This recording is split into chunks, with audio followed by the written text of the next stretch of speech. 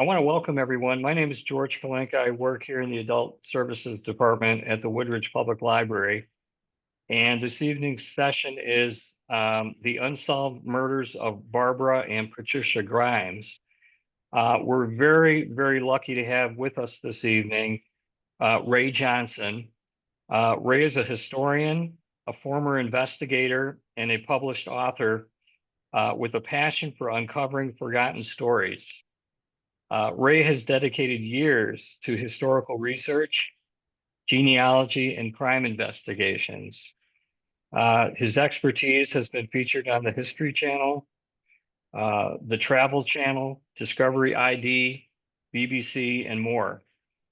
He has also conducted historical tours throughout Chicago. So, without any further ado, Ray, I'm going to pass it along to you. Thank you. Okay, thank you, George. Yeah, it's great to be here. It seems to be a lot more fun when people are in person because you can ask questions and stuff like that. There's more interaction, but this is okay too. It's nice for an evening where it's what I don't know what it is out there now, but 95 degrees and about to storm. So it's a good night to be sitting at home watching a program rather than going out into the rain. But thanks very much for the introduction. So you've got a little bit of information of who I am. I've always been a big fan of history my whole life, except for when I was in school. It wasn't so much that I didn't like history. It just seems to be the way they taught it. Didn't really. I didn't find it that it was very relatable. And that was kind of the issue. You just memorize things and for the test at the end of the week, and then you forgot them until the next week when you had to memorize what you had to memorize the next week for the next test. But it really wasn't until I started getting in my own family history that history started coming alive for me. And I started fairly young when I was 18 years old doing my family history. And I guess you could say I was kind of an old soul with an investigative spark. But once I started seeing some of my ancestors that were involved in things like the Civil War and stuff like that that you might not have paid a lot of attention to in school.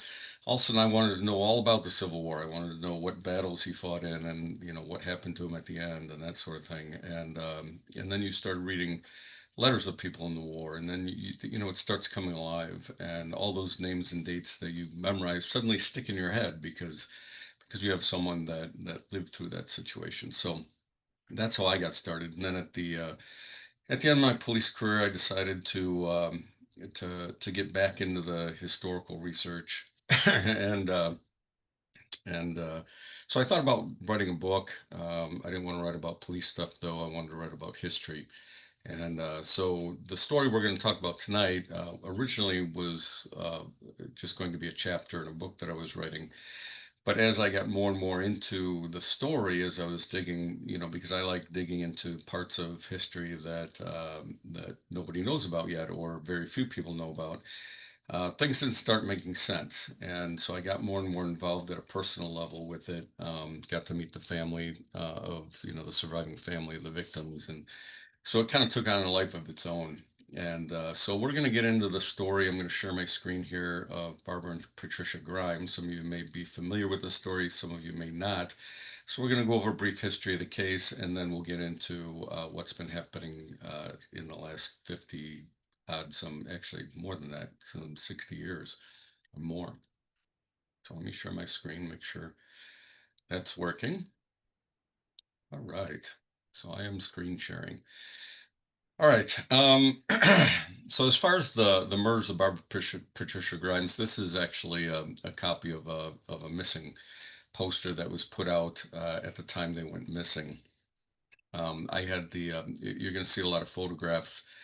The old 1956 photographs, most of the ones in the presentation, I had the ability to purchase from the Sun-Times as they were going out of business. They were selling a lot of their old negatives and whatnot, and so I had the opportunity to purchase some of those, especially those from the Grimes case, and others that seem to intersect with the case. So a little bit about There we go. Why is it not? There we go. Now it's advancing. It wasn't using my arrow keys like it normally does. So Barbara and Patricia Grimes, Barbara was 15 years old. We're talking about 1956. Patricia was 13. Barbara went to Kelly High School, was a sophomore, and Patricia was in, or her family and friends used to call her Petey for short, that was her nickname, was in the seventh grade at St. Morris Catholic Grade School in the McKinley Park neighborhood. Now, when I originally gave this talk, I shouldn't say originally, but very early on, I had given the talk in McKinley Park and had mistakenly called it St. Maurice, and I couldn't really live that down. And pretty much everyone was from the neighborhood, and they all let me know pretty quickly that it wasn't St. Maurice, it was St. Morris. So if you're ever in McKinley Park, don't call it St. Maurice, just saying. To give you an idea, just some of the locations involved, Barbara, like I said, was a sophomore at Kelly High School. The picture to the upper left is a picture of Kelly High School, more contemporary. Patricia was in the seventh grade at St. Morris Catholic Grade School, which was adjacent to St. Morris Catholic Church, which was in the neighborhood that they lived in, not far from their home on Damon. So this is a photo that was taken by the Sun-Times at the time the girls went missing. So that is the mother, Loretta Grimes. This was a posed photograph. So this was taken early on before Loretta, their mother, began to hate the media, and we'll get into why that happened. But initially, the media was on her side because her girls were missing, and that was the easiest way to get the word out. And this was a stage photograph in front of their house with her sitting there, more or less acting like she was waiting for her girls to come home. Now the house is still there. It's 3634 South Damon. It's changed a little bit. I think I can go back. There you go. So you can see how the house, they've sided it since there, put a little octagon window, the little updating, removed the tree, but the cement block where the tree was standing is still there, and you can kind of see it's the same house. Actually, at the time, the girls went missing. They weren't the only two kids in the family, so they were more or less in the middle. So Barbara and Patricia were 15 and 13. They had an older sister, Shirley, who actually lived in the same house, just on a different floor. She had been recently divorced and had some kids at home. And Leona was, Teresa was their first older sister. She was 17 at the time, so she was actually still, I believe, in Kelly High School at the time as a senior. And then they had an older sister, Leona, who passed away before the girls went missing, just from natural causes. It was a kidney infection. And then they had two younger brothers, Joey, who was 14, and Jimmy, who was 12 at the time that all this happened. So what happened is on December 28th, 1956, Barbara and Patricia left their home at 3634 South Damon. It was around 7:30-ish, as best a mom can remember. I think in the coroner's inquest she mentioned it was about 7:20. You know how that goes when you're trying to remember exact times. But in a nutshell, it was between 7 and 7:30 the girls left. They had come home. Barbara worked at, if you look at the photograph here, Brighton Theater. This is after the theater had closed. So um, I believe this picture is from the 1960s or 1970s. The theater was already closed and eventually torn down. But this is a number of years after the girls, excuse me, had disappeared. You have Wolf Furniture, which was right next door. You can see in the picture, it just says Wolf there. Both Teresa and her sister Barbara worked at that furniture store. Teresa worked, both of them worked part-time. They'd come home late the night before. They went to the movies, so the mother was not, excuse me, too keen on letting her daughters go to the show. In fact, she was planning on grounding them, but it was an Elvis Presley show, and they were teenage girls, and so they begged and pleaded, and the mom eventually gave in, unfortunately. And the two girls went to the show. When they left the house, they only had enough money for bus fare and tickets for the movie. The mother didn't give any money for snacks or anything like that. In fact, Barbara and Teresa both brought their money from work home to help support the family since Loretta had been divorced for about 7 years prior to this going on. So Loretta was a single mom. She had two jobs of her own.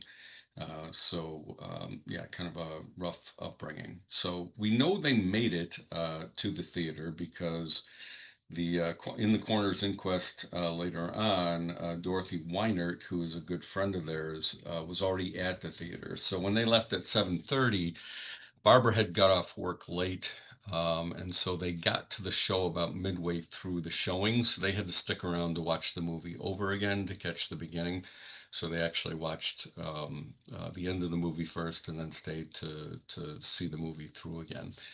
So we know they got there. Dorothy testified to the fact that she sat next to them with her 6-year-old sister and that they had left once the movie was over, but the girls were staying to see the parts that they missed. So we know they got there. We don't know how they got there for sure. They were supposedly took the bus. We don't know that for a fact. They may have gotten a ride. Who knows? We do know it was very cold that night. So if someone were to offer them a ride, they would have been probably more than likely willing to take it. This is the way the Brighton Theater looked around the same time that the girls went missing. This is roughly a year or two either way, but this is the way the theater would have looked at night, all lit up around the same time period. This is the way it looks now. Obviously, it's not there anymore. It's just a big open lot. The building that was Wolf's Furniture is to the left, so this is still a building there. What used to be Wolf Furniture, it's not a furniture store anymore. So the neighborhood's changed a lot since then. Now, what happened in a nutshell is that the girls had left home, like I said, around 7:20, 7:30. They were supposed to go to see the Elvis Presley movie. We know they got there. They were supposed to come back on a bus that led off basically at Archer and Sealy roundabout. I've got a map. I'll show that to you in a minute as we go through. Um, but Loretta had sent their older sister Teresa and their younger brother Joey, who was 14 at the time. Teresa was 17 to the bus stop at 11:30 when they were supposed to be coming back. It was actually a double feature. It was Love Me Tender and a movie called The Opposite Sex. Whether or not they were planning on staying for that, they had agreed upon the time of 11:30 that they needed to be home. And they were supposed to take the bus, so they sent the brother and sister to go meet them at the bus. 11:30 rolls around. There's no sisters. They wait for a couple more buses. They don't show up. They start to head back home. Joey sees a policeman walking down the street, flags him down, says, "Hey, I just want to let you know where your sisters didn't come home. They were supposed to meet us when they got off the bus." The police officer didn't really think that was such a big deal. Teenage girls going to a movie, he basically said, they're probably out with their boyfriends or, they're out having fun or something, go home and I'm sure they'll show up. Unfortunately, they didn't. As soon as Teresa and Joey got home, they told their mom that the girls didn't show. Loretta started making phone calls to the neighborhood people that, the neighbors and friends of the girls, and nobody had seen them. So Loretta herself, at about 1 a.m., made a phone call to the police department to officially say that her girls did not come home. The police originally said, well, they're probably runaways. Loretta did not believe that. She said, first of all, they didn't take any clothes. They didn't take any extra money. They didn't take their Christmas presents that they loved so much. One of them was an AM radio, and it was kind of, I think it was PD's, and it was kind of, she was kind of inseparable from it. And the girls had never run away before. So Loretta knew something was wrong, but the police weren't, not that they weren't interested, but Chicago's a big city, and some people just don't come home for a while. So it wasn't until it was about a week, and the girls still weren't home, and then it kind of became serious. So then the police started taking it a little bit more seriously as a missing persons case. And in fact, Elvis Presley actually heard once word got out that the girls were missing, and that they went to an Elvis movie. He actually came forward on the radio and asked the girls publicly that if they were good Elvis fans, that they would go home to their mother. And of course, when Elvis, being as prominent as he was at the time, it became a nationwide missing persons case. So that's it. Actually, to this day, was or still is the most number of hours ever spent on a Chicago missing persons case. And then tips started pouring in. So initially there weren't a lot of tips, and then the problem was they just had too many. Once it went national, you had every bus driver in Chicago saying that they had taken the girls here and there, cab drivers, clerks at stores saying they saw them looking through the records and looking through all this records. Movie theaters were saying they were showing up. Actually, they got calls as far away as Memphis. Uh, there was a woman that worked in the employment division, in other words, the unemployment office in Memphis, saying that the girls had taken a trip down to Memphis to be close to their idol Elvis Presley, and they were looking for work and looking to get an apartment in Memphis. And obviously, that didn't turn out to be them. But unfortunately, as police officers, you have to follow up on every tip, especially with missing children. And they had more tips than they had police officers. So a lot of the local suburban communities were helping out.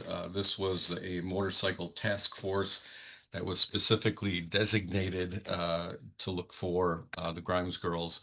So everyone and their brother across the nation, their photos and whatnot were being plastered everywhere. Here's another photo from the Sun Times. The girls were missing. This is a copy of the missing poster that she's holding.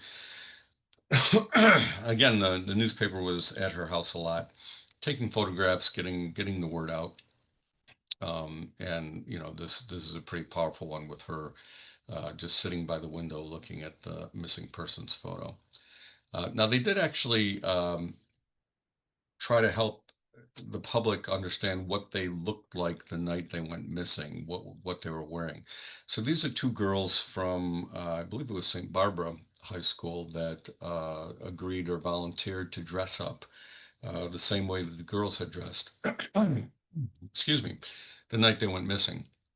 So the one on the left would be the one dressed up the way Petey was dressed, and the height thing was actually pretty well done because even though Petey was the younger of the girls, excuse me, even though Petey was one of the younger of the girls, she was taller. So Petey was 13, but taller than Barbara, who was 15.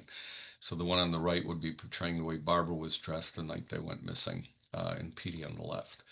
The girls' names were Daniel Bluteau. She was 17. They're both 17 years old. Lived in the neighborhood, but went to a different high school. A lot of the high schools were actually collecting money for the family and whatnot to help the family in their time of need. And these girls collected by themselves $226 for the family. So the neighborhood really did come together. The city came together, trying to help the family out. And this was actually sent to me. So back in I want to say 2013, 2014, I started a Facebook group because I thought it would be a good opportunity to get tips coming in because it's an older case. Social media was still, I wouldn't say in its infancy, but it was still trying to get going, and I thought it'd be a good use of social media, especially when solving some unsolved murders. People would generally post stuff, and now I think we have about 2,500 people in the group. Most of them, I wouldn't say most of them knew the girls, but most of them have a connection to the neighborhood. Some of them did know the girls. Some of them were pallbearers. Some of them were friends. There were relatives of people who knew the girls. There's police officers on there, current and former. So there's a lot of people in the group, and one of the persons in the group had actually mailed this to me, which was really nice. And it was the color photo that was in the, or I should say, color artist's rendering or colored picture of the way the girls looked the night they went missing, and also what their wallets looked like in case someone had found one of their wallets. The FBI actually got involved. It wasn't public information at the time, but the FBI had gotten involved because Loretta, in addition to getting a lot of crank calls and stuff like that, because it was such a famous case, she did get three separate ransom letters. So in all the kidnapping cases, the FBI usually gets involved. They didn't want it known that they were involved for obvious reasons. And they were actually very responsive to us when we were looking at collecting information on the case. And we filed a FOIA request, and they actually sent quite a bit of information on what they were doing and what they had done with Mrs. Grimes. And basically, there were three separate letters, all claiming from three separate people claiming that the girls were alive, and that if Loretta showed up with a certain amount of money at the drop site, that the girls would be released without being harmed. So the FBI followed through on all three. Nobody ever showed up to the drop location, so they had followed Mrs. Grimes as far away as Milwaukee as one of the drop points, and nobody ever showed up to pick up the package that supposedly contained the money. And eventually, the fingerprints came back on the letters that were inside the envelopes, and all three came back to individuals who were locked up in mental institutions at the time and were not out at the time the girls went missing. So these were all deemed hoaxes. So none of the ransom letters actually turned out to be anything, and then the FBI backed out because it just became a missing persons case after that for sure. And then a phone call came in. So Walter Krantz, some of you may be familiar with that name with the Grimes case, but Walter Krantz is always kind of interesting individual when it comes to this case. So he was a 55-year-old steam fitter for the Chicago Northwestern Railroad at the time, and he was in a bar on Halstead. And this is when the girls were still missing. And he made what he thought was an anonymous phone call to the police department. Unfortunately for him, they were able to trace the call to the bar. When the police showed up, it was Walter Krantz, one other individual, and the bartender. All three of them were down taken downtown because they didn't know who actually made the phone call. They were able to figure out pretty quickly that the bartender and the other guy didn't have anything to do with it, and Walter Krantz did admit to making the phone call. Now, in the phone call, what he said was that the police would find the bodies of the girls in Santa Fe Park, which was an actual location. So, and not too far from the Brighton Theater. So, so they talked to him for a while and say, why do you think the girls are dead? Anyway, because they were just missing at this point. And he said, well, being psychic runs in my family. And I had a dream last night that, I saw two dead girls at Santa Fe Park. That's when the police said, okay, time for you to go. And basically let him go, just thinking he was kind of a crank. And then on January 22nd, 1957, so almost a month after the girls had been missing, a gentleman was named Leonard Prescott was driving eastbound. In fact, this photo is looking eastbound on German Church Road. If you were the person taking the picture, behind you, about 250 feet or 300 feet would have been County Line Road. So it was the Cook County, DuPage County border. And he was driving eastbound, thought he saw what he thought were two mannequins on the side of the road, which had been on this left side of the picture or the north side of the road. But rather than stopping, at least first, he drove home. He lived in an unincorporated Hinsdale. This location would have been unincorporated Burr Ridge, kind of just around the corner from where he lived. He went back home, got his wife, came back to the location, and they both investigated it together, saw that it was actually two undressed females, and they hightailed it to the Willow Springs Police Department. And Willow Springs was the first police department on site. Now you can tell from this photograph that police work has kind of evolved over the years. This is more or less a circus surrounding where the bodies were. People were just mulling around, photographers, journalists, looky-loos, you name it. These all were not police cars lined up on German Church Road, so people were just stopping their cars, coming over and doing some sightseeing. So you can imagine, how that would damage evidence nowadays. But that's the way it was. And Leonard Prescott, unfortunately, there's a picture of Leonard here. He's in the back of a police car there, not looking very happy. Of course, he found the bodies, so they obviously wanted to talk to him at length, and so they took him downtown, talked to him for a while. He's always been an interesting person too, only because I've driven this location before numerous times, and to be able to be driving on the opposite side of the road going east, the furthest lane from where the girls' bodies were found, and to be able to see them past the wooden guardrail. And also, you can't really see very well in the photograph, but the ground over the top of the guardrail was very slanted. So the ground slanted downward, and Devil's Creek runs directly beneath where the girls were dumped. So their bodies didn't make it into the creek. They stayed on the side of the road, just on the other side of the guardrail. So that always seemed funny to me. Eventually, he said, "Well, I actually had to go to the bathroom, so I pulled my car over to the side of the road, and then went to the bathroom, and that's how I found them." But I couldn't even believe that, because if he's driving on the south side of the road headed eastbound, and had to use the wood line, as we said in the military, um, it would have been a lot easier for him to just get out of his car and stay on that side of the road. So why he decided to cross the road to go to the bathroom, especially when there's nothing on the other side of the guardrail other than a steep drop off, it didn't make sense to me either. And it didn't to the police. So for months, he was under surveillance. They did search warrants at his house, but they could never find anything tying him to the crime itself. This was a photograph that was given me by a police friend of mine, who had also collected some photos on the Grimes case. The bodies were still frozen. So one of the reasons that they were found, and I'll go back to the last photo, is that, from December 28th until January 22nd, it was cold. It was typical Chicago weather. So I know it was really cold the night they went to the show. It was probably 5 or 10 degrees. And then, of course, in January, you know how cold it gets. Well, there was a little bit of snow as well. Not a lot, but enough to cover the bodies. And then on January 22nd, it actually warmed up. It's one of those strange January days that suddenly gets to 55 degrees in the middle of a freeze. And so the snow melted, and so that's kind of what exposed the bodies. Um, and again, with them. Now, here's a picture I took that was roughly 10 or 15 years ago, so the area was still pretty similar to the last photograph. The guardrail's no longer wood, it's now metal, and it's actually changed since I took this photograph, but this is pretty similar to what the other photograph looked like.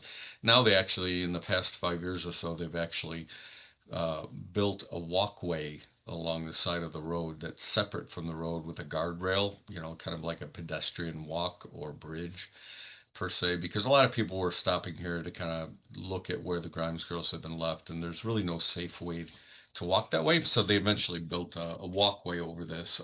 But 10 or 15 years ago, it pretty much looked the same.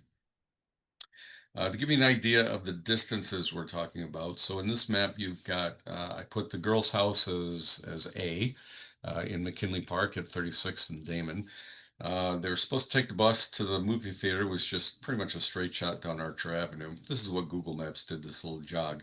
But the bus would have ran straight down Archer from there, roughly from their house. And they would have gone to the movie. But if you look at where the bodies were dumped, it's pretty much a straight shot. Not a lot of turn, not a lot of turns. You had Archer. This is still Archer. It just kind of turns left and becomes Archer Avenue, or Archer Avenue becomes Archer Road, or 171, and then one turn in Willow Springs, and pretty much you're at the where the bodies were left. So it doesn't appear that whoever dropped the bodies was going on a joyride at all. They had a very specific purpose in mind. This is a aerial photograph of what the location looks like now. This is where the arrow's pointing is where the girls' bodies were left. Now there's a subdivision very close by called Bridle Path, and there used to be a house here on the corner that had horses in it. When you look at the 1950s aerial, you can see there was no subdivision. It was just a single house at the end of a long driveway in the middle of the woods. And then this house was still there at the time. And like I said, they had a few horses on the property. Now, the interesting thing is, after the police had found the bodies, or after Leonard had found the bodies and the police started searching the area, when they went, obviously they're going to check both of these houses since they were so close. This house, where the red arrow, the upper red arrow is pointing, was actually abandoned at the time that they went to check it out. And it was really abandoned in a strange way. There was a newer car, it was only a year old, that was left in the garage. There were dishes that were still left on the table, kids' toys still out. So it looked like people had left fairly quickly. So immediately people started thinking, well, the killers must have lived there and then as soon as they committed the murder, they took off. That was at least an initial theory, but then when they reached out to the owner of the property, he said no, they were tenants that had left a lot earlier. They just weren't paying the rent, so that theory went kind of out the window. This is one of the last photographs that the media took at the crime scene. And this was one of the photographers had gotten down into the area that was sloping down into the creek area and took kind of an artsy photo looking up at the different police officers, examining the bodies or at least examining the area where the bodies were left. The wall today, it doesn't look as neat as the wall did at the time, but it's been through a number of decades of people not really keeping it up. But it's still there, and you can see it if you were to climb over the guardrail. Now, when the girls' bodies were found, they were found where you see the letter B at the top. That's the general location where the girls' bodies were found. Now you can see that Santa Fe Park is only about 1.5 miles from where the girls' bodies were left, and that would be showing as the letter A there. Now, if you remember, Walter Krantz said they would find the bodies in Santa Fe Park, so they thought it would be a good idea to re-talk to Walter. Maybe he wasn't as crazy as they thought. So they brought Walter back in and actually put him on a polygraph or lie detector test, and he passed actually, except for one question, which was, have you ever seen the girls alive? But other than that, as far as did you kill them? Do you know who killed them? Anything like that, it was perfectly fine. The only question that bothered him somewhat was, did you ever see the girls alive? Now that could have been that maybe he did have a dream at some point. In the dream, he had seen the girls alive, and that kind of bothered him when they asked the question. Who knows? But they didn't have enough to hold him for any reason, so they released Walter. Now, of course, the girls' bodies are transported to the coroner's office. Now we have a medical examiner's office, but back then it was a coroner system. They transported them to Cook County Morgue. They had to wait for the bodies to thaw. So even though it was a warm day, if you have a frozen body, it's going to take a couple days to actually thaw in order for them to conduct the autopsy. Once the autopsy was conducted, the bodies were released to the family, and then the funeral was taking place. So this is a contemporary photo of Walschlager Funeral Home, which is still there.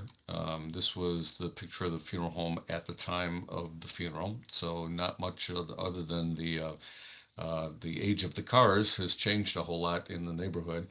But it was a very well attended funeral. In fact, obviously all the students from St. Morris, which was just across the street, attended the wake and the funeral, and or at least the wake. Maybe not necessarily the funeral, but they did show up at the wake. There were a lot of people. It was a constant stream of people. The funeral home actually donated the cost of the funeral because obviously the mom didn't have a lot of money. And so the funeral home donated the funeral, the church donated the church service and the gravesite and the stone, and the back of the Arts Council actually put together enough money to help pay off the mother's mortgage. The funeral, this was actually in the funeral home, the Walschlager Funeral Home. I had purchased this photo, I don't know how many years ago, back in probably 2014, 2015. Originally, I thought that could have been one of the brothers because I didn't have any pictures of the brothers to compare anything to. But I was actually at the VFW in McKinley Park talking to some of the locals when I would go into the neighborhood and kind of talk to people and see what they remembered. Um, One of the guys at the bar actually recognized this as him. So he said, "Yeah, I was actually at the funeral. That's me." And he kind of laughed, and so he remembers the newspaper taking a photo at the time. Now I don't know how many of these photos were actually published. I'm assuming some of them probably weren't.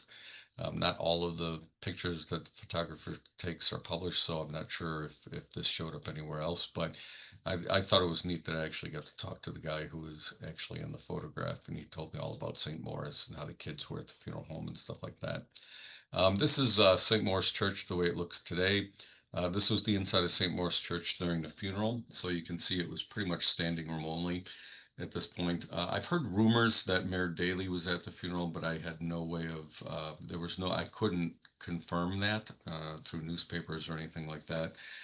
But supposedly he was at the funeral, which he did go to a lot of funerals in the time that he was a mayor. So it's a very good possibility that he was there, and maybe the media wasn't covering it. But it was very well attended. Like I said, well, actually the girls were buried at Holy Sepulchre, and technically I think that's Worth, Illinois, but it's along 111th, which is kind of Cemetery Way. You had Holy Sepulchre, you had St. Casimir, Mount Greenwood, Mount Olivet, a lot of cemeteries on 111th. The cemetery donated the plot, and also the stone, and I'm sorry, the Catholic Church donated the plot and the stone. And Loretta's actually, their mother's buried not too far from them. Leona's the closest one. The older sister was buried here, as well as the father who that they had divorced from is actually in the same cemetery as well, but he ended up getting remarried. So now that the bodies were found, um, it changed things because originally it was a Chicago missing persons case. So Chicago was the lead agency on the case, and once the bodies were found where they were, it became the sheriff's office jurisdiction because they were found in unincorporated Burr Ridge, still in Cook County, but in an unincorporated area. So the lead agency changed from Chicago to the Cook County Sheriff's Office. And immediately, once were given the case, they arrested their first suspect. And his name was Edward Bedwell. His nickname was Benny. He was a part-time dishwasher at a restaurant in Chicago called the D&L restaurant. And what happened was is that the restaurant owner, or one of the owners, the wife of husband and wife owned it. The wife reached out to the police or the Cook County Sheriff's Office and said, "I think our dishwasher is the one who killed the Grimes girls because we had seen him and another man with a couple of girls that looked just like the Grimes girls, when they were missing." So immediately they picked up Benny, and the fact that it was back in the 1950s, it wouldn't fly today. But they took Benny to a motel room. Didn't take him to the police station. Took him to a motel room. The motel was owned by DuPage, not DuPage, Cook County Sheriff's sergeant, I believe, owned the motel, and they kept him there for 3 days. Now, keep in mind, Benny was borderline mentally retarded. He couldn't read or write, didn't even know how to sign his own name. But after 3 days, miraculously, there was a like 6 or 7 page typed confession that was signed for him, and they had their guy, supposedly. Now, this is his mother, Ethel Bradbury, standing next to him. Now, what they did with Benny or what his confession stated very quickly was that he and another guy named William had taken the girls and were with them for a month and had partied with them and drank and did drugs and had sex and went dancing and went to movies and drank a lot. And so that was Benny's story. And then supposedly one of the girls got upset and his friend punched her and knocked her out, and that scared the other one, and they had to kill her too. And they dumped them, dumped the bodies. And that was his confession. Now, one of the places that he said that they that drank and danced at was a place called Harold's Club. Well, Harold's Club is just right next door to the D&L restaurant, so I'm sure it's just something that he had thought up. Now, this this is more or less a stage photo. So once they had their confession, they drove him out to the location where the bodies were dumped and dropped some newspapers on the ground that you can see on the lower left, and actually said, "Now these were where the bodies were, right?" And then of course he pointed at the newspapers, and that's when they took the picture. So it appears as though Benny is taking them to show them where he dumped the bodies, when in fact they told him where the bodies were and took him there. So not real good police work. And I did talk to one of the deputies who knew one of the other deputies who said they definitely did more or less torture Benny into a confession. But of course, we didn't know that at the time. So the coroner's inquest was going on while Benny was in custody. So the autopsy results were still not back yet. They didn't come back until I think after the third day of the coroner's inquest, if I'm not mistaken. The coroner's inquest went on for 3 days. We no longer have a coroner system in Cook County, primarily because of the three main child murder cases that took place around the same time, and technically were never solved. And so they lost faith in the coroner system and then went with the medical examiner system. But when you had the coroner system, it was the coroner's job, and this is the coroner here, Walter McCarran. This is Loretta here taking a drink of water. She testified on 2 of the 3 days, and this is pretty much where her and the media parted. They were no longer friends because once the media got a hold of Benny's confession, then they printed it or excerpts from it and said basically the girls were partying for a month while everyone was looking for them.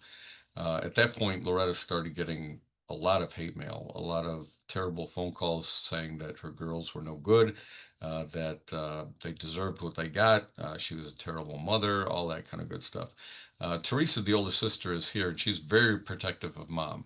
I've got a number of photographs with her kind of standing between the media and her mother.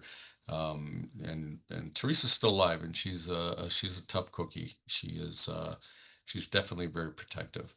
I believe this was Joe Megan from the back of the Arts Council. And then the gentleman over here is Sheriff Lohman. And then I don't see Benny in the photograph. However, the funny thing is that almost never, and I want to say almost because I've never been to every coroner's inquest, would the defendant in a case be present at the coroner's inquest because the coroner's inquest is not a matter of whether or not someone did it or not. It's just a matter of how did the girls die. Why the attorney, Benny's attorney, did an excellent job though of making fools out of everyone at the coroner's inquest. I've read pretty much almost every page of the 1,800-page document, and he did a phenomenal job, as he should have, because Benny was just kind of a scapegoat at this point, and even Loretta. So Loretta actually sat with the mother of the person that the government was accusing of killing her daughters. They sat together, they held each other's hands. Loretta told the mother not to worry because she didn't think for a minute that Benny Bedwell had anything at all to do with the murder of her girls. So the two moms were kind of sticking together at this point. And then the autopsy results came out. So and pretty much this alone by itself would have been enough to free Benny, but there's more that came out afterwards. So the autopsy results were that Barbara's stomach contents were the same as her last meal. So they obviously knew what she ate because Loretta told them it was tuna fish with potato chips and chocolate chip cookies. Said it was Barbara's favorite meal. Um, Interestingly, Patricia's stomach was empty except for peanuts. Now, in the coroner's inquest, that was a big question because why would one girl have, could they have been killed at different times? Was Barbara killed first and did Petey, die later and had peanuts later on or at the movies or, whatever. It came out that Jim, the youngest of the boys, Jimmy, had actually found a $10 bill on the ground the day the girls were going to the movie and went home, got Petey, and took her out for ice cream. So Patricia really didn't eat much for dinner because she was full of banana split at the time that was happening. So eventually Jimmy came forward and said, no, we went for ice cream that day, and that explains why Petey really didn't eat much of the dinner because she was still full from their little excursion to the ice cream store. There was no evidence of drugs or alcohol in their system. The girls were not stabbed, shot, strangled, poisoned. There was no evidence of blunt trauma. There were only 3 puncture wounds on Patricia's chest that they couldn't explain. They were only 3/4 of an inch deep and not deep enough to cause any real damage. And on top of that, the punctures were done post-mortem or after the girls had been deceased. There was no bruising around them. So that was kind of a mystery, and eventually we'll get to the significance of those puncture wounds. There was some evidence of rodent damage, which would make sense that they were left outside.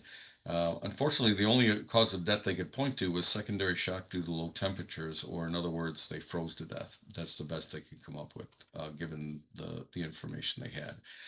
And then along came Irene Dean. So Irene Dean and her friend Carol King were both Native American girls from Michigan.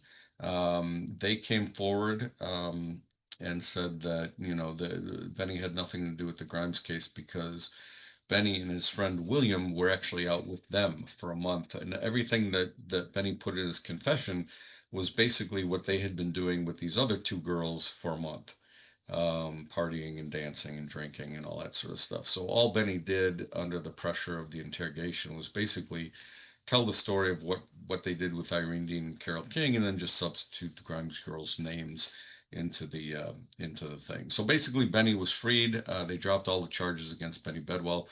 That's his attorney there.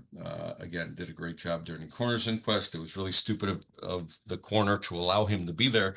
So it serves him right, but he embarrassed most of the officials, including the sheriff, during the coroner's inquest. And then the case went cold. So after Benny, there were no other suspects. I shouldn't say no other suspects. There were no other arrests dealing with the Grimes case. So from 1957, from January 1957 until now, there's been nobody else other than Benny Bedwell charged with the Grimes case. Now in 1990, early 1990s, the name Kenneth Hansen comes into play. I don't know how many of you are familiar with Ken Hansen, but he was a homosexual pedophile. He worked for Silas Jane. Silas Jane was the gangster who basically, one of the ways he made money is that he raised horses, not really good horses or thoroughbred horses, but he would find rich people that didn't know anything about horses and sell these, I'm not going to say worthless horses, but they weren't prize horses by any means, but he would sell them for prize amounts of money and say that they were thoroughbreds or stud horses or something like that. So he made money ripping off rich people who knew nothing about horses. Ken Hansen was one of his stable hands. He was this little flunky. He was actually in prison in the 1990s when his name came up. He was in prison for I believe it was a 1972 arson. So if Silas wasn't making money at a certain horse stable, he would have it burned down, have Ken burn it down, and then he would collect the insurance money. So that's what he was in prison for. But then the Helen Brock case came about in the 1990s. So if you remember Helen Brock, the candy heiress to the Brock candy fortune, she was one of the victims of Silas Jane. So she had purchased a horse from Silas Jane and then eventually figured out that it was a bogus horse. Said she was going to go to the authorities, and suddenly she disappears. So ATF was actually investigating the Helen Brock case, and ATF had an informant, a paid informant that they had gone to before for information. They asked this informant if he knew anything about Helen Brock. He said, no, unfortunately, I've got no information on Helen Brock. However, I was in prison with a guy named Ken Hansen, and he claims to have killed the Schuster-Peterson boys. So in 1955, before the Grimes case in 1956, you had the murder of the Schuster-Peterson boys. This is two of the Schuster brothers with their father in that photograph. This was the newspaper article at the time when the bodies were found. So the bodies were found unclothed in an area near Robinson Woods in a ditch, a little ditch off to the side of the road in a parking area at the Forest Reserve, kind of roughly near O'Hare Airport. Their naked bodies were found in a ditch. There was no question as to how the boys died. It was very brutal. They were beaten, they were strangled. They weren't stabbed, but they were beaten and strangled and tied up. So they had ligature marks on their necks, on their wrists, on their legs. Tire iron. It looks like one of them had been beaten with a tire iron. Choked, strangled by hand. All, a terrible, terrible thing. But he said that this informant told ATF, yeah, this guy supposedly said he killed the Schuster-Peterson boys back in 1955. He was actually tried for that. Again, this is kind of the background on Ken Hansen, stable hand, arrested in 1972, child predator, ATF informant. He was convicted in 1994 for the murder of the Schussler-Peterson boys based on nothing else other than a paid informant's information. There was no physical evidence. There was nothing else linking him to the crime. The conviction was overturned in 1995, and then they convicted him again in 2002. And then eventually he died in prison in 2007. So when Ken Hansen's name came out, people started thinking, oh, well, if he's the one that killed the Schussler-Peterson boys in 55, then he's a good candidate for killing the Grimes girls in 56 or late 56, early 57. And I'm just a big believer in MO or modus operandi. And Ken Hansen, although he was a prolific abuser of young boys, I've met a couple of individuals who have been abused or had been abused by Ken Hansen. He had never murdered any of them, at least that we're aware of. And little girls wasn't his forte. So I'm not, and the way they were killed was completely different as well. So I didn't really buy the Ken Hansen thing. And then I read an article that came out in 1985. So this is before anyone ever knew the name of Ken Hansen, other than the fact that he committed an arson in 1972. So we're talking around the same time as the John Wayne Gacy case was making news.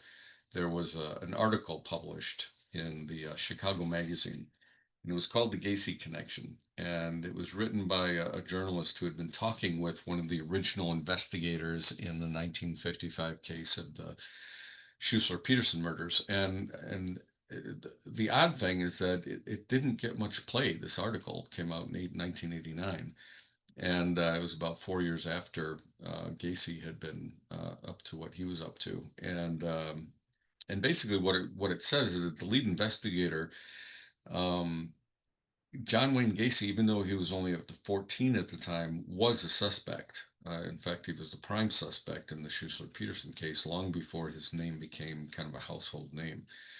So the investigator was looking through old files. The lead investigator, or one of the primary investigators, was looking through some of the old files just to kind of give the case another look. And this is before Ken Hansen got charged.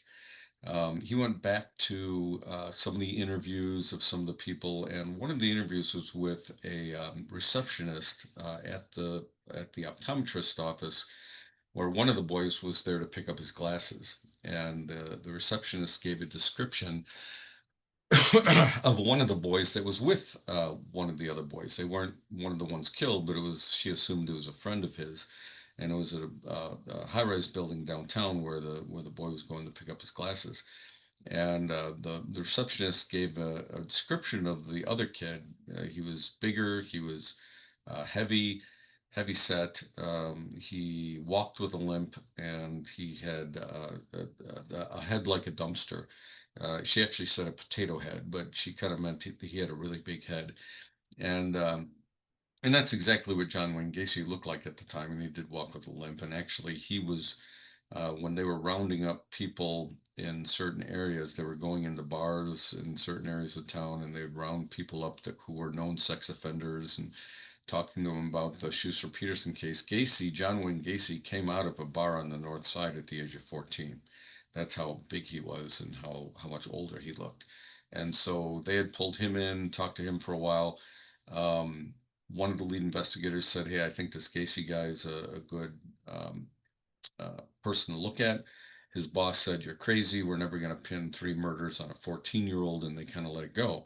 So as he was looking through, he remembers seeing this interview by this receptionist, and he thought, well, what are the odds that so many years after the Schussler-Peterson case that they would keep the security logs? So most of the high-rise buildings downtown, especially during the 50s, had these hand sign-in logs. So if you were coming in, you'd sign in, say where you're going, be with the security desk, and then they would let you, go to wherever you were going or whatever floor you were going to. He walked into the building where the optometrist office was, talked to the security people, said, um, what are the odds that you would still have a security sign-in log from this particular date? And the person said, well, probably very slim, but I'll look anyway. And when he pulled it, he actually managed to find the security logs for the day that the the young boy had picked up his prescription, and right next to his name on the signing log was John Wayne Gacy. So it's pretty much a deadlock that Gacy was the one that killed the Schuster Peterson boys, but they already had, they eventually convicted Ken Hansen for that. So this went very much unnoticed for a long time. So I always tell people, if you want a copy of this article, send me an email. It'll be at the end of the presentation. It's actually chicagohistorydetective@gmail.com. And I'll send you a PDF of the file. It's a fascinating read. But I never bought, after reading that, I never bought for a second that Ken Hansen had anything to do with the Schuster Peterson case, let alone the Grimes sisters. And then, excuse me, as I was researching the case a little bit deeper, like I said, for a book I was writing, I decided to do a kind of a shotgun approach and just look for any child murders that happened around the same time, in around the same area of, Chicago metropolitan area. And I came across this case, and it kind of stood out because it had a lot of similarities to the Grimes case. So the more I read into it, I was like, wow, why wasn't this happened in 1958? So it would have been the year after the Grimes murder. And that was a girl who was murdered by the name of Bonnie Lee Scott. Now, Bonnie lived in Addison. The person who was eventually convicted of murdering her lived in Villa Park.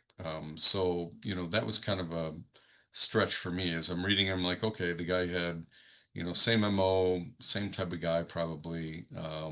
But what the heck was a guy from Villa Park doing in the McKinley Park area of Chicago when you had so many victims possible between DuPage County and Cook County?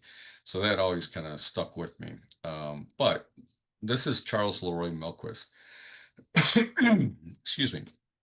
So Charles was he considered himself kind of a ladies' man. He was 19 years old at the time of the Grimes murder. He was 20, going on 21. I think he turned 21 in jail, awaiting trial. But so Charles was picked up.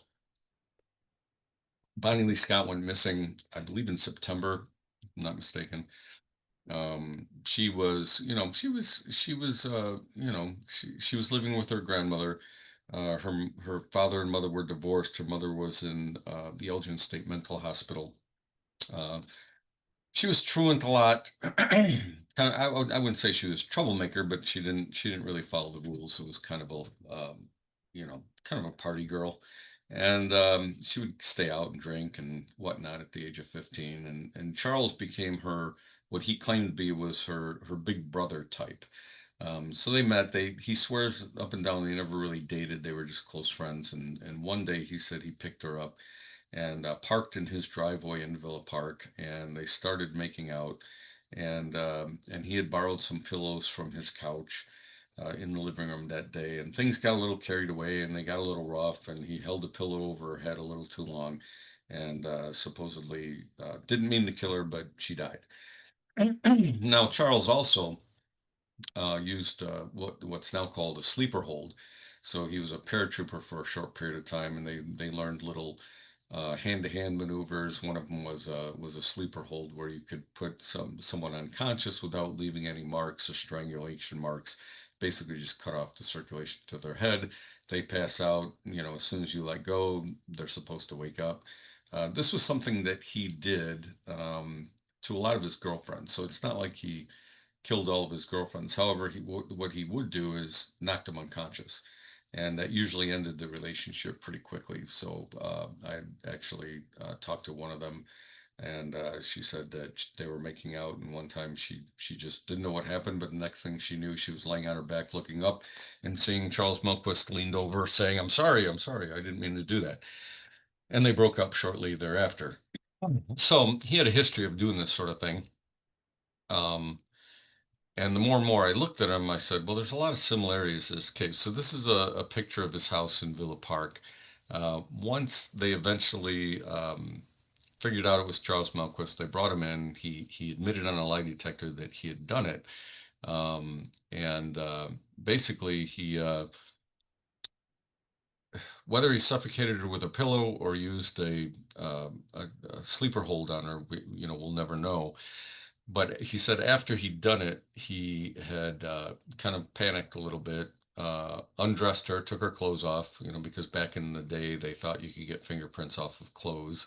And so they took the clothes off, drove her out to 95th and LaGrange Road, which wasn't too far from where the Grimes sisters were left, and left her the same way, naked on the other side of a guardrail, just over a guardrail at 95th and LaGrange Road.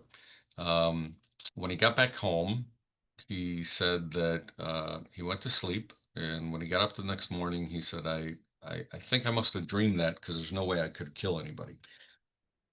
So for a week, he kept going, okay, well, did I kill her? Did I not kill her? Obviously, she wasn't around anymore. And so he said that he took a shovel and put it in his car and drove back to where he had dumped the body at 95th and Grange Road and said, well, if I find the body, then I knew I actually did it and can confirm it, and then I'll bury her. And so he went back to the location, did find the body, but instead of burying her, he decided to take one of his hunting knives and stab her in the torso a number of times. Of course, she's already dead, but he stabbed her dead body and then decided to cut her head off with his knife and then toss it 30 feet away from her body. Um, Eventually, like I said, he was caught. He eventually admitted to the crime, and some of the similarities between him and the Grimes girl started adding up. So you had, first of all, it was the same MO as the Grimes case. They could never determine what actually killed Bonnie Lee Scott, although he did admit to suffocating her. Suffocation could not have been ruled out in the Grimes case because there weren't as many signs of suffocation as there would be with strangulation.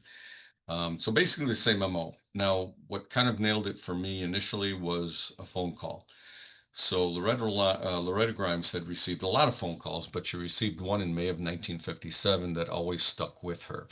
Now, unfortunately, by May, the police had already moved out of her house. They did stay with her for a number of months. They were recording phone calls that she would take, but then after a number of months, they kind of packed it up and left. They couldn't stay there forever. And in May of 1957, after they had left, conveniently, she receives a phone call from a male caller. She said he had a really distinctive voice. And he said, I'm the one that undressed your girls.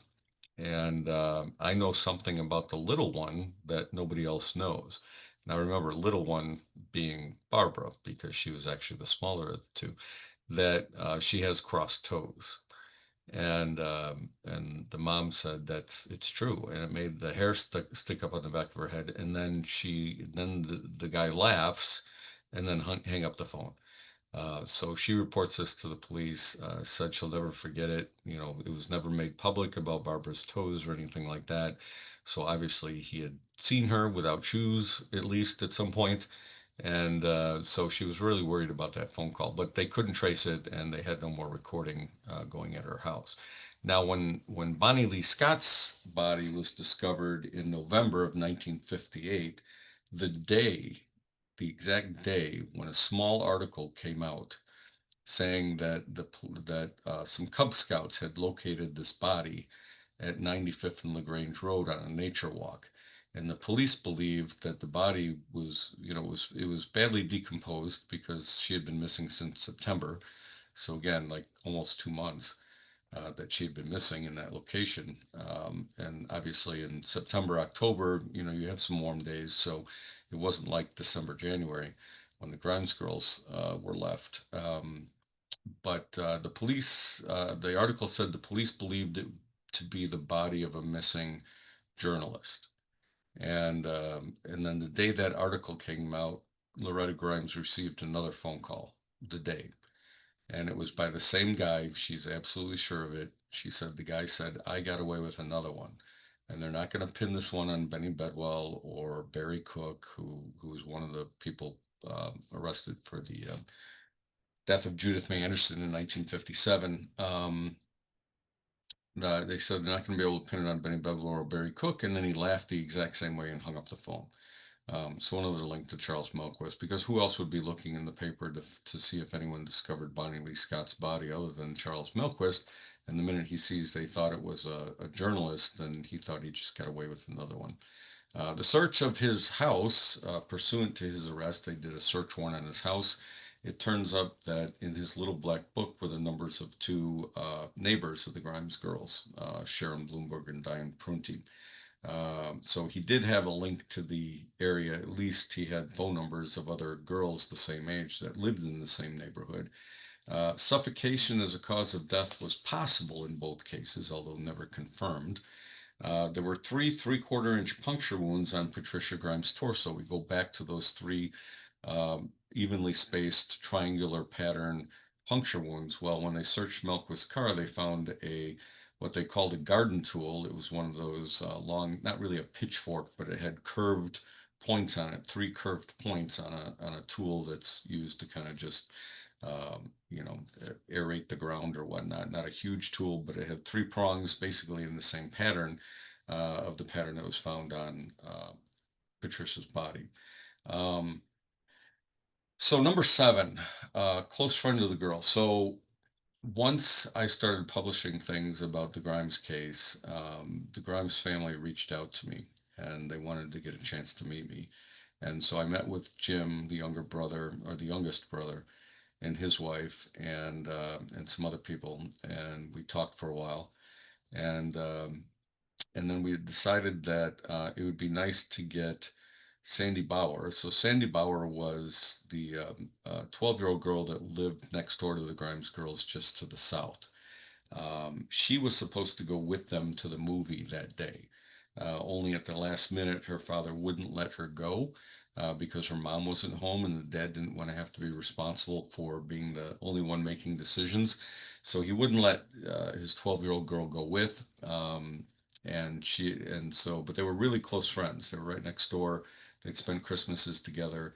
And so Sandy was still alive. So we decided to put together a group of Jim, Teresa, Sandy, and we kind of all met at Jim's house, and it was kind of like a reunion type of thing. And I had brought along a a bunch of the photos that I had purchased, and some of them were kind of family photos of the Grimes that they had taken copies of, the newspapers had taken copies of. And I wanted to get the family the copies of the photos that I had because they had lost some in the fire a number of years after all this happened. So anyway, I brought my pictures with me, and we're all sitting there in Jim's kitchen, and we're kind of leafing through some of the pictures, and I turn a picture of Charles Melquist, and Sandy stops me and says, "Who's that?" And I said, "Well, that's Charles Melquist, who killed a girl, in a similar manner the next year." And she said, "Well, he was in the house. The girls went to the movies." And I said, what do you mean? And she said, well, when I went to normally they left their door open. She said, I was 12. I wanted to get with Petey and find out what the plan was to go to the movies. And I went over there expecting to find Petey, but Petey wasn't there because she was having ice cream with Jimmy. And Joey, the other brother, who they said kind of hung out with some rough people, was standing in the kitchen talking to an older guy who was a lot taller and wasn't from the neighborhood. And she kind of knew everyone that was in the neighborhood, and it kind of stuck out because she didn't know who this guy was. So when she talked to Joey asking where Petey was, he said, "Oh, I don't know. She's out somewhere with Jimmy, and my mom's at work, and I don't know. Barbara's still at work." And he said, "Okay." But as they're talking, she's looking at the guy, and he just kind of stood out like a sore thumb. She remembered what he was wearing. That he had a kind of a bandana on his head, which wasn't usual for guys at the time. And she said that 100% that was the same guy, and she'd be willing to tell the authorities that. So I thought that was interesting. But again, I'm like, it still bothered me as to whether or not, what was his reason for being in that neighborhood? What was his draw to McKinley Park? And then I find out that I was reached out to by one of the members of a group of local boys. They called themselves gangs. I mean, it wouldn't be the same as like gangs nowadays, but it was a tough group of guys, and they hung out together. And there was a guy named Chuck that they met shortly before the girls went missing. And Chuck was 19, had his own car. It was a '49 Black Mercury with a split windshield. He was introduced to the group by one of the other members who had met him at a carnival, which incidentally is where Melquist met Bonnie Lee Scott, was at a carnival. And they didn't know why this 19-year-old with a car wanted to hang out with a bunch of 16 and 17-year-old boys. They thought it was a little weird, but he bought them beer and took them for rides and took them to the movies, so they didn't really complain much. But they did say that one time they're at the movies and he got arrested. by the police for touching a girl inappropriately at one of the movies at a movie theater called People's, which was, in the area, in the McKinley Park area on Ashland. And the police arrested him and told the other boys they had to walk home. And and so they said the minute the girls went missing, they never saw Chuck again. He never came back to the neighborhood. However, they said that the guy they knew as Chuck had gotten arrested and went to prison for a similar crime the next year. So you didn't have to put two and two together to know that Chuck was actually Charles Milquist. And also, the state psychiatrist stated that the killer of the Grimes girls would be very similar to Charles Milquist. And this was just in the article that he had placed it. Now, still, to me, it was amazing that the police, as many suspects as they interviewed, as many interviews they did, as many leads that they followed up. Here you had the police had a guy that killed somebody in the same manner. Why did they never talk to him about the Grimes case? Also, to make things worse, the night the girls went missing, there were four boys that were arrested the same night. Um, they were arrested about 1:30 in the morning. Um, I'm not gonna, you can look up the article for yourself. Some of them are still alive, so I don't want to necessarily mention their names. But they were, so the father of one of the boys didn't like them fighting, called the police. They were all arrested. While they're being interviewed, they mentioned that they were out partying that night and had pulled two girls into their car, had sex with one of them, but not the other one. And, it sounded very similar. Now, the story of I call the Joyride article, there were 14 boys that were arrested.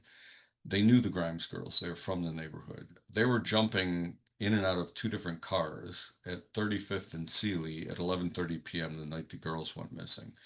35th and Sealy is the exact location where the girls should have been getting off the bus. All four admitted to forcing two girls to have sex in their vehicle, only one successfully. One admitted to having dated the older sister, Teresa Grimes. They were all released with no follow up, which I thought was really strange.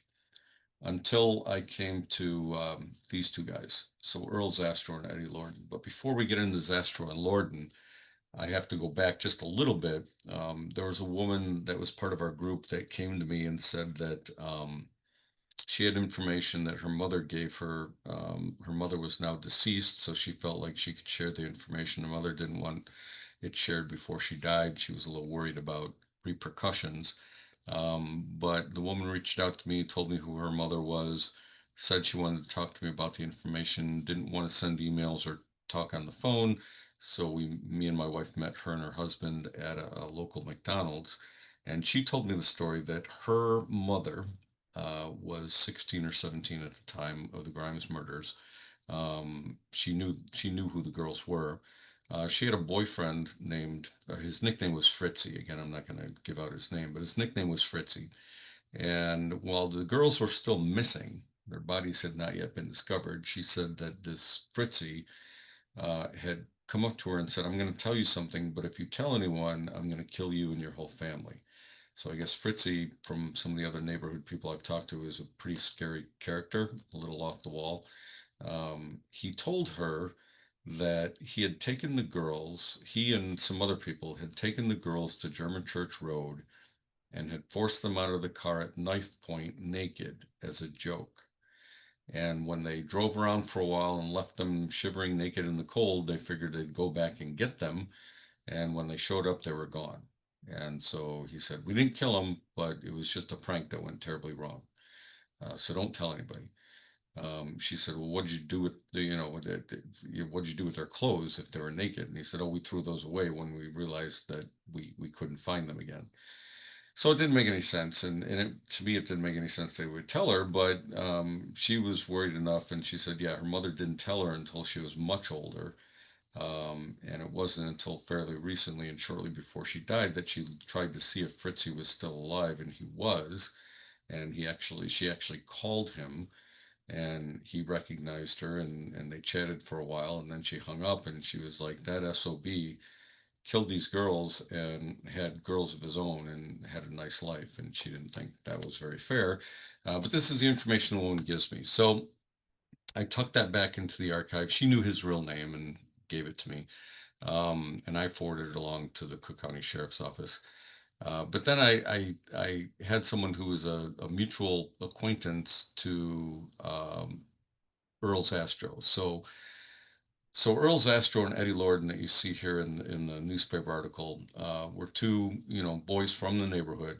Um, I think both of them, I think, went to De La Salle High School, if I'm not mistaken, which was a Catholic school in the area. And Earl was still alive. Eddie Lorden had already passed on. Zastro was alive and was willing to talk to us. So I thought, okay, great. So we went to his house, and at this point, I'm thinking this guy's just a witness, because they supposedly were the last ones to see the girls alive. And of course, they didn't come forward right away. It wasn't until after the bodies were found that they come forward and say, hey, yeah, we saw the girls the night they went missing, which was a little strange. But their story is that they were driving eastbound on Sealy and had seen. They said that Eddie was driving Zastro home because they were late getting home or something, and so they were on the way taking Zastro home, which didn't make sense because the direction they were going did not match Zastro's address at the time. Of course, the police really didn't push the issue. Um, and basically, this is a map I kind of put together. So here's 35th and Sealy, where you see the red, just Google Maps marker. That red arrow you see is pointing to the bus stop where the girls were supposed to get off the bus. And then they would normally go south on Hoyne, take a right on 36th, go to Damon, and then go south home. So kind of zigzag pattern home. Um, this is the little house, like my icon. That would be the girl's house. Um, Earl and Earl Zastro and Eddie Lorden were supposedly going eastbound, which would be going to the right here on the little graph, at about 35th and Sealy at 11:30. So this is the time when Teresa and Joey were at the bus stop waiting for the girls to get off the bus. So there's a lot going on at this intersection. So they said they were going eastbound, saw two girls playing what they said looked like hide and seek, like jumping in and out of the gangways, scaring each other. Of course, keep in mind it's 5 degrees, above zero at this point. And they wanted to know who these girls were. So they drove around the block, came back again, and then one of them rolled the windows down. And it had to have been Lorden because it would have been he'd be driving on the driver's side. And he looked and he said, "Oh, it's just the Grimes girls. Oh, no big deal." So they just kept driving. Now that's weird in itself because why would you circle a block? Why would you care? Also, if this was Barbara and Patricia, remember they were supposed to be getting off the bus stop at 11:30. Why are they playing hide and seek on the north side of Sealy or 35th Street, north side of 35th Street, when they should have been home? And they already were in trouble for being late before. So it didn't make any sense. And Petey wasn't dressed for the weather. It made no sense whatsoever. But that's what they told the police, and the police didn't ask any questions. We'll come to figure out. There was also a woman that someone heard a girl screaming in the area. That this person lived on Sealy and heard a girl screaming about 11:30. So all this was going on at the time the girls were missing. Zastro was released, Lorden was released. All four of the boys that were part of this other group, supposedly another group that had gotten arrested at 1:30, they were released, and there were no charges filed for anyone. Now, come to find out later, Eddie Lorden's dad was a sergeant with the Cook County Sheriff's Department at the time all this happened, so a little odd. Now, I did get a chance to talk to Earl, which was very telling because when we showed up at his house, he was very nice, very quiet, kind of almost like an undertaker, kind of slow moving, very methodical, very slow talking, but a nice guy. Got us snacks and something to drink, and he retold the story that he told to the newspapers at the time. And I'd asked him, well, who did you remember? I didn't think he had anything to do with anything at this point, but I said, who are some of the guys you used to hang out with? Well, he gives me a list, and some of them were some of the guys from this car case, the one that were arrested at 1:30. But then I said, because I had been given the information from this other woman about Fritzy, I just kind of brought it up and I said, well, did you ever know of a guy from the neighborhood named Fritzy? And immediately his demeanor changed. His head looked, he snapped his neck to look at me. First of all, it must have hit a nerve. Then he started stuttering and he said, well, what do you want to know about Fritzy? And I obviously knew I hit a nerve, so I backed off a little bit and I said, well, I don't know. I just was talking to somebody, said he was kind of a weird guy that lived in the neighborhood, didn't know if he knew him at all. And he said, oh, yeah, we're really good friends. And we were friends back then. We're friends now. I went to his anniversary party. And I thought it was kind of interesting that, and then he relaxed once I didn't seem that much interested in Fritzy. Kind of interesting. He left Fritzy off his name of close friends, considering he just told me that he went to his anniversary. So now there were two cars seen supposedly circling the area on Archer. These two cars were in tandem for a while. Multiple different witnesses said there were two cars that were following each other for long lengths of time. They're part of, they're filled with people. One of them was a black 49 Mercury with a split windshield. So this is a picture not of that car, but of a similar car. So you kind of see what it would look like. And then the other was a 55 Buick hardtop special blue green, which is what this is. When I asked Earl what kind of car Eddie Lorden drove, because that wasn't in the newspaper, he said Lorden drove a 55 Buick hardtop special blue green. So we know who was in the other car. Now, Charles Melquist, the Chuck that visited the boys in the local area, was driving a 49 Black Mercury with a split windshield. So we've got that car, we've got the other car identified. Still, here's Lorden and Zastro in the 55 Buick hardtop. Um, Interestingly, I didn't know if Melquist actually owned the vehicle or was borrowing the vehicle or just showing up in a borrowed vehicle because he didn't want people to know what he was driving. But this was a photo that was sent to me by the woman I met at McDonald's. So this was her mother in the center. Fritzy is to her right or left in the photograph as you're looking at it. And I find it interesting that the car they're standing next to is a 49 Black Mercury with a split windshield. So that car figures in a couple different ways. Now, there's a number of reasons why this case was never solved, least of which is politics. I'm not saying that Mayor Daley had anything to do with their murder or even was trying to cover up for anyone, but remember the jurisdiction issues. So you had Mayor Daley, who had just been elected the mayor of Chicago in 1955 at the time of the Schuster-Peterson murders. The sheriff at the time was Sheriff Lohman, Joseph Lohman. That's his picture on the right. They were both Democrats. Now, Daley was also the head of the Democratic Party in Chicago before he ever became mayor. So he was pretty powerful in political circles before he was ever elected. Daley and Lohman did not get along. Even though they were both Democrats, Daley didn't trust Lohman. Lohman didn't trust Daley. It was a very public feud going on between the two of them. And all of the child murder cases during that time frame were all Cook County Sheriff's cases.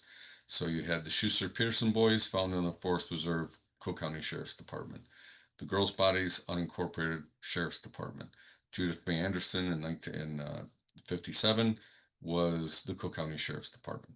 So Daley put the word out. I talked to one of the family members of one of the lead investigators in Chicago, and she was told that by her brother that Daley put the word out to all of the law enforcement agencies in Cook County and said, anyone solving any of these child murders is not going to get a medal for solving the case because it would make Lohman, the sheriff, look good. And Lohman was running for governor at the time, and Daley didn't want him to be governor. He wanted his candidate, Otto Kerner, to become governor. And of course, that didn't work out very well for Otto Kerner. What happened, Daley, it worked because the Cook County sheriffs couldn't solve any one of those cases. And they pretty much got rid of Sheriff Lohman, and he ended up teaching classes in California. So that's one reason. The other one is where it pretty much nails down the Melquist and the local gang theory, and that is the lead investigator for Chicago on the Grimes case was the gentleman in the right of the photo. So his name was Sheldon Teller, and he was the lead investigator on the Grimes case. The thinner gentleman is his partner Cooperman. Loretta Grimes is the woman sitting next to Cooperman. Teresa Grimes is the one sitting next to Sheldon Teller. They would do anniversary dinners. The newspapers would be there, seeing how much the police are taking care of the family and blah blah blah blah blah. Come to find out that Sheldon Teller was working for Sam Giancana. So it always struck me strange that Sheldon Teller was a narcotics cop. He was not a homicide cop. He wasn't a detective. He was a narcotics cop. And it always struck me funny that they would put a narcotics investigator in charge of one of the most high profile homicide cases. Didn't make any sense to me. And then I found out he was working for Sam Giancana. So the way he was working for Sam Giancana is that he was helping Giancana to get rid of his competition while at the same time sheltering Giancana's drug dealers. So he was playing both sides of the fence. And one of the ways they did that was using Charles Melquist. So it was Melquist's job to infiltrate young groups of young men who were aspiring drug dealers. And if they weren't working with Giancana, if they weren't working for Giancana, they were considered competition. Melquist would get their information, act as an informant. For Sheldon Teller, he would give Teller the information. Teller would be super cop, make the arrests of the non-Giancana drug dealers, and they helped each other out that way. Now, when Melquist was arrested for Bonnie Scott, his attorney, remember, he was in custody for 3 days without an attorney. And the police never talked to him about the Grimes case. I mean, you would think that the minute he was arrested, word would spread and someone would be talking to him about the Grimes case. And he admitted to Bonnie Scott fairly easily. Now, after the 3 days, his attorney shows up. Again, Melquist had no money, but he ended up getting Robert McDonnell as his attorney. Now, McDonnell was Sam Giancana's personal attorney. So he was so close to Giancana that he actually married Giancana's daughter, Antoinette. So you had Giancana's attorney representing Melquist in his murder trial. And Melquist eventually got 99 years for the death of Bonnie Lee Scott, but only served 8. Um, and so pretty much keep your mouth shut and we'll help you out. But I did start a Facebook page. Again, like I said, in 2014. The Facebook group is called Help Solve Chicago's Grime Sisters Murder. You can request to join. We have a couple moderators that kind of look at everyone, try to sort out all the bots and all the whatever all the fake profiles, and only let real people into the group. A couple questions like why are you interested in the case, blah blah blah. Nothing too complicated. But feel free to join the group. We've got a lot of files on there. We've got a lot of photos. I mean, we've got basically 10 years worth of information on this Facebook group.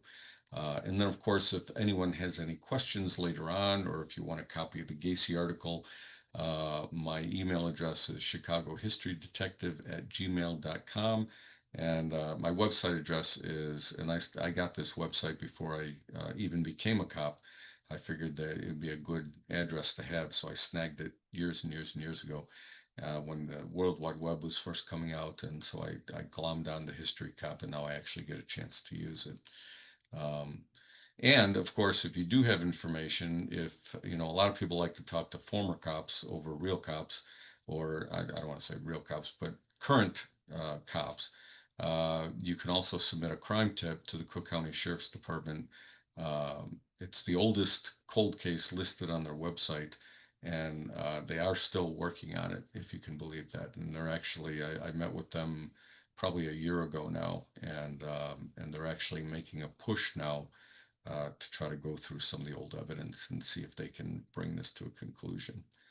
So thank you so much. These are some of the Haunt Detective was the first book I wrote.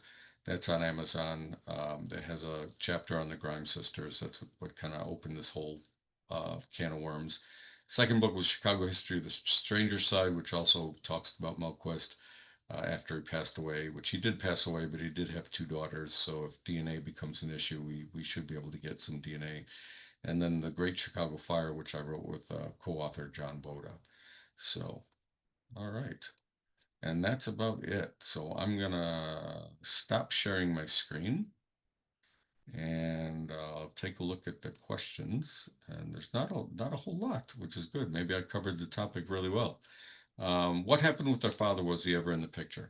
Loretta was divorced. This is Sue Gordon asking the question if the girl's father was ever in the picture. At the time the girls went missing, Loretta and Joe was her husband's name, Joe Grimes.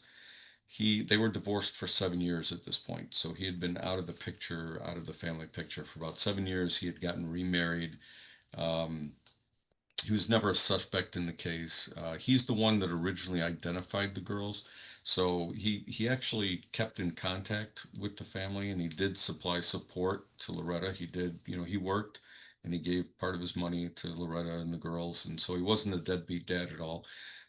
He showed up at the crime scene originally. He was the first one to, well, he volunteered to be the one to identify the bodies of the girls on scene when they were still laying on the ground. He was so distraught that he actually got Barbara and Petey mixed up. So he said, "Yeah, that's Barbara and Petey. Barbara's on top." When it wasn't, it was actually Petey. But I'm sure he didn't want to sit there and stare at the bodies too long.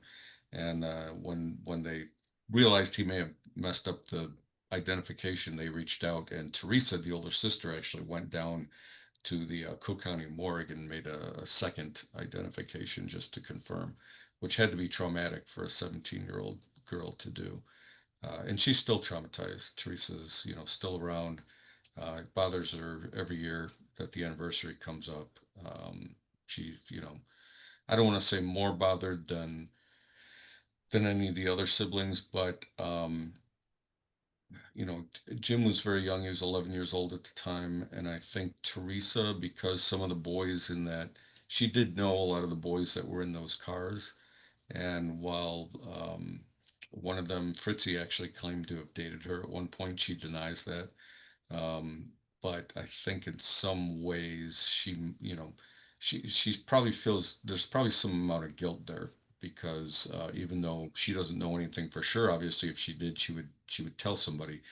But I think the fact that there could be individuals that she knew that might have been involved, that somehow she might figure that she's sort of responsible. And so I think she harbors a lot of guilt in relation to that. But yeah, the father was never really in the picture after that, other than the identification.